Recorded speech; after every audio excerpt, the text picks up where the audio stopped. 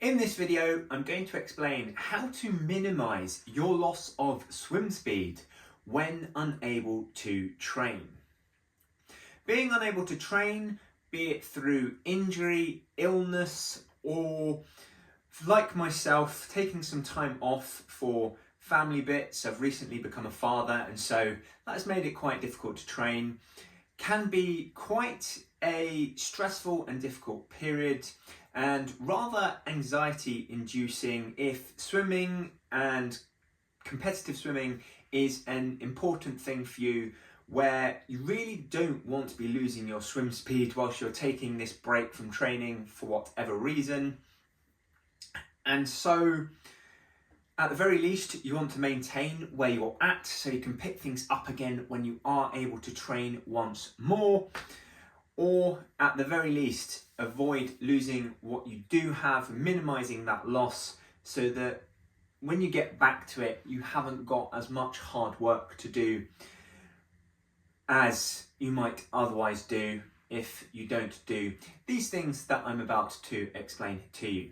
So, by way of introduction, if you haven't seen me before, my name is David Westcough. I'm a master swimmer, and this Make Me Proud video series is about my journey to becoming a better sprint swimmer, which, as I say, has taken a bit of a bump in the road at the minute as I embark simultaneously on the journey of fatherhood, which has made coming up with inventive ways to continue to train and improve at swimming rather fun. So yes, I think this experience enables me to talk on this topic. So the very first thing that I think is important that you maintain when you are unable to train is really dialing in on your sleep and making sure that you're getting a full night's sleep each night. Getting bad sleep can be really problematic for anxiety. I know when I don't get a full night's sleep, I feel quite a lot of the time like it's the end of the world. Small things really irritate me, and whereas when I get a nice full night's sleep, I feel as though I can deal with almost any challenge that life throws at me. Not getting that full night of rest really makes me angry, it makes me anxious, and especially if swimming is a big part of your life, being away from training, swimming can play a large part in the maintenance of our mental health. And therefore, when you're going through a period where you can't do that, that can make it quite difficult. You may get some problematic thoughts, and in some cases can result in depression and some really difficult emotions to have to work through. And therefore, by getting a full night's sleep each night and really prioritizing that, it's really important that you do that so that your brain helps to process those emotions as effectively as it can. That is essentially what sleep is for, to really process what you go through throughout the course of the day. Whereas if you miss that, it can really intensify those negative emotions, and as a result make things even more difficult.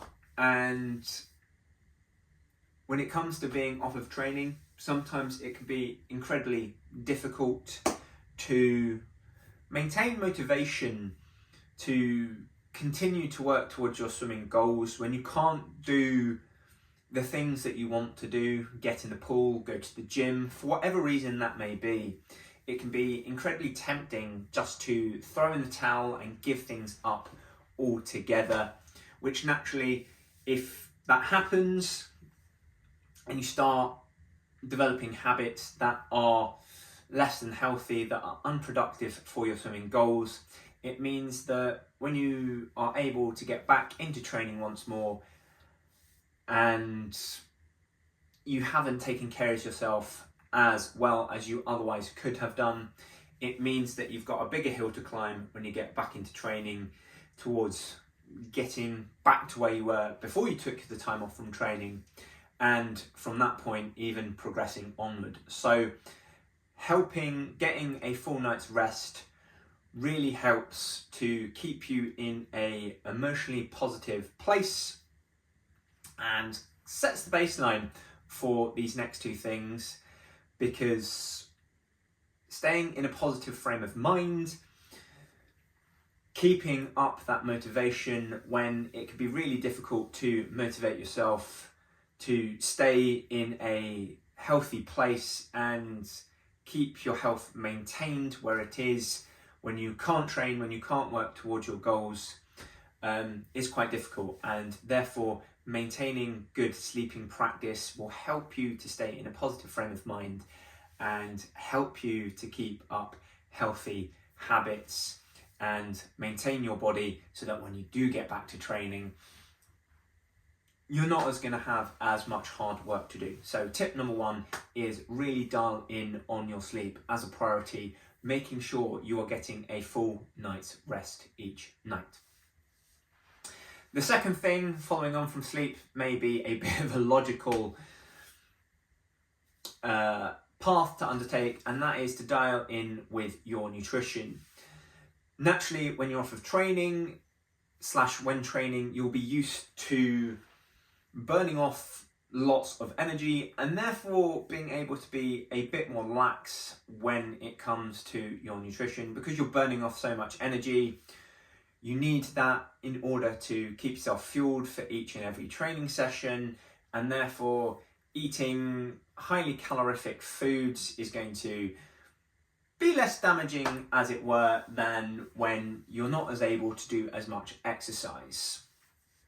So when you are off of training, if you're finding yourself unable to be as active, which is likely going to be the case because you're not going to be training as hard unless you can find another form of exercise that you can do, then just dialing back in on your nutrition, making sure that you are not putting on excessive amounts of body fat, not losing muscle, is incredibly important, because all of this is going to matter when it comes back to training. The more that you can maintain your muscle mass and the less excess body fat that you can put on, the easier that things are going to be when you do get back into training, because again, you're not going to have as big of a hill to climb. So the most important thing here is calories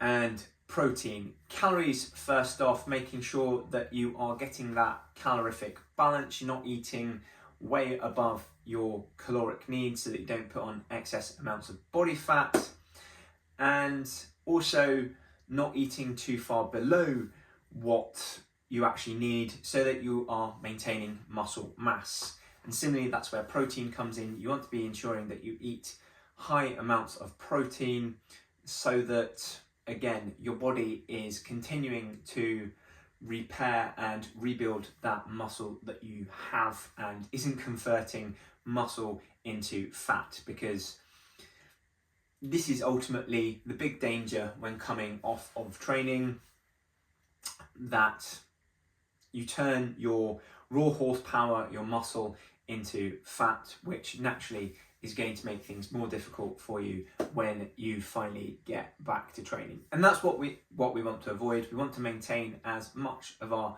muscle as possible and not put on any, if possible, amounts of body fat, so that when you do come back to training, then things aren't as hard as they otherwise need to be, and hopefully you can pick up where things left off. That might not necessarily be possible with how long you're away from training, but that is the ideal and the place that we want to be at.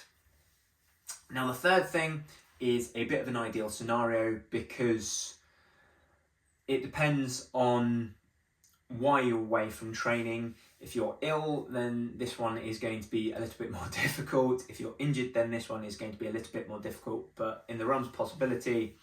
Or if you're just taking time off for family things like I am, then this one becomes a little bit more easier. And that is fundamentally to try to train what you can. Yes, it may be difficult for you to get in the pool, you may be unable to get in the pool, but can you still do some gym workouts? Can you work on your strength, maintaining that muscle mass, even building it if your specific conditions enable you to do so. Think about the things that you can do. Whilst you may not be able to get in the pool or train as hard as you want, you may still be able to at least maintain what you currently have, and in a really good situation, perhaps even build on your muscle mass, get stronger in the right circumstances. So really think about what it is you can and can't do, what things are going to help you to progress forward if possible when it comes to maintaining and building your sprint speed, and ultimately get on and do those things. Can you work on some flexibility? Is focusing a bit more on yoga and mobility exercises going to be beneficial for you at this stage? Could that be a nice pivot, that you focus a little bit more on these things at this point in your life if you have the energy and health to do them? Just give some consideration as to what you can continue to do, as opposed to giving up the ghost entirely. And I say that it is an incredibly difficult thing to do, and that's why I said that first off, your sleep is incredibly important, and putting you in that positive frame of mind, because that will help to motivate you to think about what you can do and what you can still do to train. Because when you are coming off of training, it can be incredibly easy, as I say, to get into that mindset of what's the point of bothering at all, because I can't do the key fundamental things that are going to make me a better swimmer. In other words, getting in the pool and swim training. So again, that 4 nights rest is going to be really important for keeping you in a positive frame of mind to do things that are going to help you maintain your swim speed, and in an ideal scenario, build strength and improve it if at all possible. So trying to continue with the things that you can do, focusing on what is in your control, what you can do whilst you're unable to train properly, is going to be important. Now again, as I say, this one really depends on your circumstances, where illness, naturally you want to recover from that illness and put your focus into recovery, making the first two even more important. But if you have, say, a lower body injury, then can you go to the gym and work on your upper body strength? Are you still able to do those things? Alternatively, if you've got an upper body injury, can you still work the lower body down at the gym in a safe manner that isn't going to aggravate the injury further and put you out of training for a longer period of time? So think about the things that you can safely do that are going to help you progress towards your goals. Ultimately, when you take time off of training for whatever reason, or when you need to take time off of training for whatever reason, then you really want to be thinking about what it is that is within your capability to continue to do, so that again, any loss of swim speed, any loss of swimming ability is minimized. And sometimes you can turn what seems to be a setback in the moment into an opportunity, because doing this sort of exercise may get you to focus on something that you don't normally focus on, which may actually have the underlying benefits that you are looking for. That if you don't work on those things, then maybe working on that a little bit more because you are unable to train in the way that you normally do, perhaps that actually unlocks some sort of hidden benefit that you hadn't explored before, by getting you a little bit more mobile, by focusing on certain muscle groups in the gym if you're able to, maybe losing a little bit of weight. Perhaps, you can find an opportunity in this setback. So if you are off from swimming training or not training as much as you'd like, it's tough. I really empathise with you. It's difficult, especially when swimming forms a big part of our life, a big part of our identity, and therefore taking a break from it can be really difficult, both physically and mentally. So hang in there, focus on the things that are within your capability, keep momentum going as much as you can. The more of these things that you do and maintain, then the more you're going to feel positive and maintain that momentum going forward. So even if you can do only a little thing each day, that is really going to help maintain that momentum, maintain that positive emotion to really get things going forward. So if there's ever a point where it feels like there's no point in doing any of these three things, try and push yourself to do it if it's not going to make you worse off physically. And it just gives you that that baseline from which to build, and may even kick you on to doing more things, because it just helps to get that positive mindset spiral going. So once again, if you're off training, it's tough, it sucks, hang in there. A time where you can train again or train properly again will come once more, but for the time being, focus on what is in your control. Keep doing the things that are going to keep you healthy, keep you in a positive frame of mind, and hopefully doing those things are going to minimize how much swim speed you lose. It may keep you at the same level that you're at now, and in an ideal sense, you know, you may be surprised. You may actually improve by taking a bit of a step back and focusing on some separate things. So really try to see the positive, keep things going as much as you possibly can, and when you are able to get back in the water again and train properly, then, you know, you may be pleasantly surprised. But otherwise, I've been David Westcough. Thank you very much for watching. Please follow and subscribe to this channel for more swimming content. But otherwise, without any further ado, I'll see you in the next video. For more swimming content, follow and subscribe. To swim faster on limited training time, head to westcough.com. Otherwise, see you in the next episode.